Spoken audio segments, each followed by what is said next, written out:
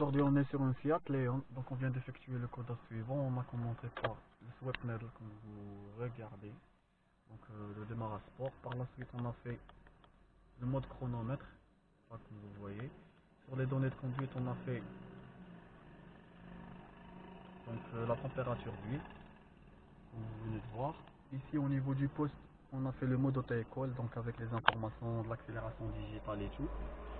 Ici quand on clignote, après sur le menu car on a ajouté l'éclairage de feu de jour, ça veut dire qu'on peut carrément contrôler les feux de jour depuis ce bouton là. Donc vous allez remarquer que là je viens de la découcher, donc je vais mettre en mode 0 et vous regardez, donc tout est éteint. Je remets et ça s'allume tranquille. Aussi on a ajouté une autre option qui s'avère intéressante, donc l'abaissement en marche arrière. Donc là si je coche, c'est cette partie là, donc le rétroviseur côté passager il se baisse pour donner plus de visibilité, ça peut aider. Et là ça revient soit quand on remet la clé, ou soit quand on roule avec la voiture, donc après quelques kilomètres à heure, ça veut dire si on dépasse 10 km par heure, donc elle reprend sa position initiale. Ça d'une part. On a aussi fait ce qu'on appelle au niveau de l'ouverture et la fermeture, donc on a fait ce qu'on appelle la confirmation sonore.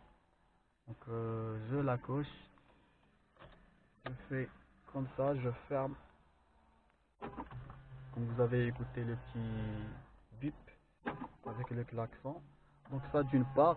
Autre chose que vous allez remarquer, c'est que normalement chez les Fiat, il faut appuyer sur le bouton de fermeture pendant plus que 5 secondes pour que les rétroviseurs se plient automatiquement, alors qu'on a fait la fermeture à une seule impulsion, donc j'appuie juste une seule fois et les rétroviseurs se ferment automatiquement, pas la peine de trop appuyer, tout en gardant bien sûr la fonction du confort Open Windows.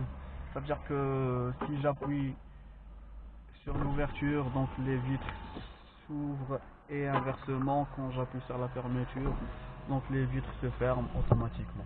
Ça d'une part. Aussi on a fait quelques codines au niveau du lighting là tout devant, donc je vous montre le codage. Donc les clignotants tout devant avec les anti-brouillard et les LED, et l'autre côté aussi avec les appels de phare avec les anti-brouillard. Donc je vais demander au monsieur de faire les appels de phare. Tu peux même annuler les clignotants et faire les appels de phare s'il te plaît, merci. Donc voilà, c'est les appels de phare. Vous allez remarquer que les LED, que les anti-brouillard aussi ils font l'appel de phare. Ça c'est pour donner plus de visibilité. Et aussi les clignotants derrière.